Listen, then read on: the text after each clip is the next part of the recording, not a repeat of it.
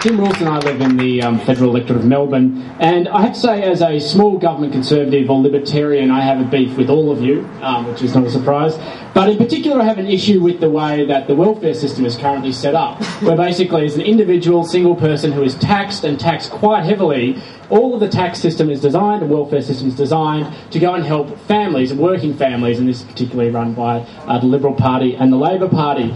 And I find that frustrating because I continue to get taxed at a very high level, and in fact the minor parties often believe we should be taxed a lot more. But one of my real frustrations out of that is that if there was an opportunity for me to then have a family and then I'd be able to take advantages of the benefits of the tax that I'm paying through the welfare system and tax system, I'd be a lot happier. But in particular, this is directed at you, Lindsay Tanner, when I say that the state governments are responsible for areas like adoption, and the state governments have been pretty lax in actually dealing with this. So both I'm being taxed a lot, and then I'm being limited in my capacity to have a family to take the benefits of it. And I'd like a response to that. And I do have a second quick question at a time. Or I'll come back with the other one. Cool. There is a broader question here that's not just a matter affecting gays and lesbians, but it obviously does affect gays and lesbians, and that is that something I've written on a couple of years ago, and that is that singles, quote, inverted commas, i.e. people without dependents or deemed not to have dependents.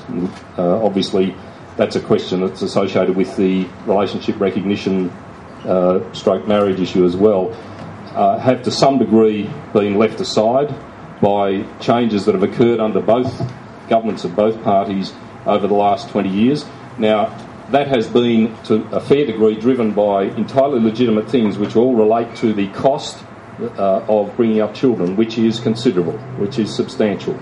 But there now is, I think, an issue that we need to address, and it's not just gays and lesbians, it is people who are, in a technical sense, single generically. And as I said, I've written about that a couple of years ago, and I got deluged with responses to that. On the question of adoption, I don't know enough, frankly, about the varying degrees across the different states to which they have addressed that issue. I think our broad view is the same that was articulated several years ago by a former leader, which was that the issue should be about the merits of the specific relationships and the individual circumstances of a prospective adoption rather than the sexuality or gender of the proposed adoptor. My name is Michael Glover. I'm a resident of this electorate. I acknowledge the state Labor government's done a lot for gay and lesbian people in Victoria. Where are you? I'm over here. I'm a short guy and I'm standing up. My question to Lindsay is, considering that your lead Senate candidate, Janita Collins, comes from the extreme right of the party, slightly DLP-ish in the way the preferences go, from minor parties, will she be on board to support the amendments to the 58 Acts that need to be improved?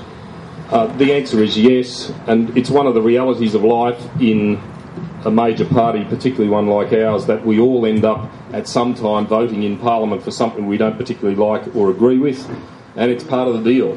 Like Peter Garrett. So as far as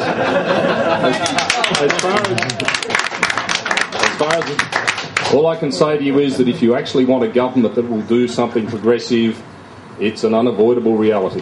It's an unavoidable reality. I don't particularly enjoy it from time to time, but I can tell you that if that discipline didn't exist, you wouldn't get a Labor government elected full stop, and you wouldn't get progressive legislation passed on a whole range of things. Now, I am absolutely confident whatever the caucus decision is on any matter, that all caucus members will abide by it. And if you look through, for example, the 13 years we were in government, where we had lots of internal upheavals about all kinds of things, the number of occasions where there was any breach of discipline of that kind were tiny. And in fact, the most spectacular one was a number of left senators refusing to go into the chamber to vote in support of the First Iraq War. The only other one I can recall is Graham Campbell, who of course subsequently, amongst other things, joined One Nation and was hardly a typical Labor member, who did refuse to vote on one or two things. So broadly speaking, yes, we're a broad church, and there'll always be things that are controversial internally where one group or another doesn't like them, but we stick.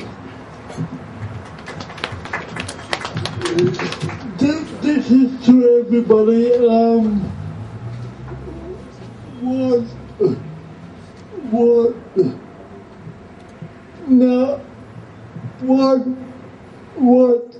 will you do for people who are disabled and gay? To repeat that question, what will each party do for people who are disabled and gay? Should we start with Lindsay and then continue along?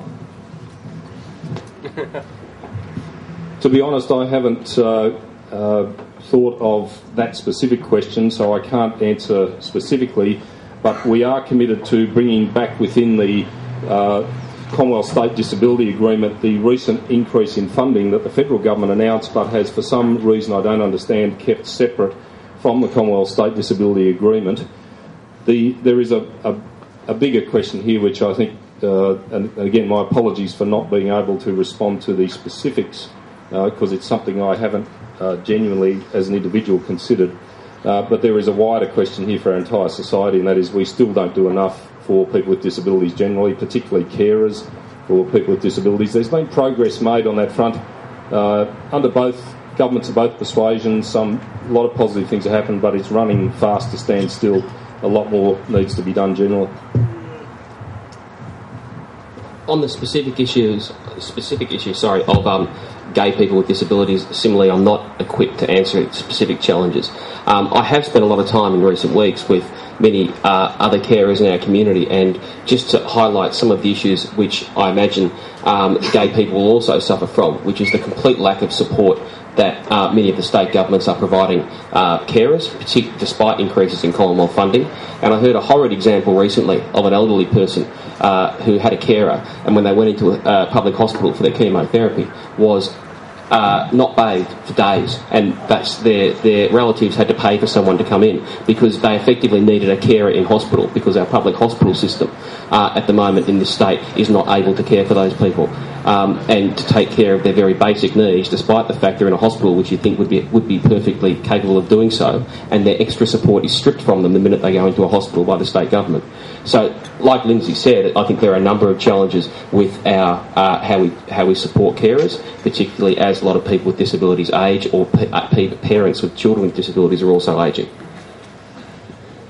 For Socialist Alliance, I mean, we think there has to be a massive increase for social services anyway, but also for people with disabilities. And one of the first things has to be that people with disabilities have to be made visible. So you need to have positive discrimination for some of the people who've actually been oppressed or denied out of existence. So it's not just a question of actually treating carers better, it's also a question of actually treating people with disabilities better. There has to be also more positive, there also has to be more representation generally across the board. People who are gay and disabled in the media. Why don't we see anything like that, you know? That's the sort of stuff I think we would certainly very strongly support. Well, much of it's been said, but I think you have to have a policy that unequivocally supports the rights of people living with disabilities and the rights of carers. It's why the Greens have called for a doubling of the carers allowance. It's why we've said that we need to adopt a benchmark funding model for carers to increase. At the moment, what we've seen with in the carers sector is a massive outsourcing. As we've moved away from institutions to the private sector, where essentially we're putting the load on families and communities and not funding them appropriately. So we need to actually put more money into it. We need to provide an advocacy voice, and that's why we want to fund an independent advocacy body that actually will stand up and work with government, alongside government, but advocate for the needs of people living with disabilities. Yeah, I agree with Richard that I think that's precisely the kind of thing that an advisory council would look into. I mean, achieving equality is about more than just amending a few laws. You have to have some quite detailed analysis of what the problems are, and it's not just problems on our statute books, but I think reform to our statutes is the beginning, and from there we can look at some of the more complex issues and try to find solutions. Thanks. Anybody else want to raise questions? Raise your hands, I can see you. Okay, thank you.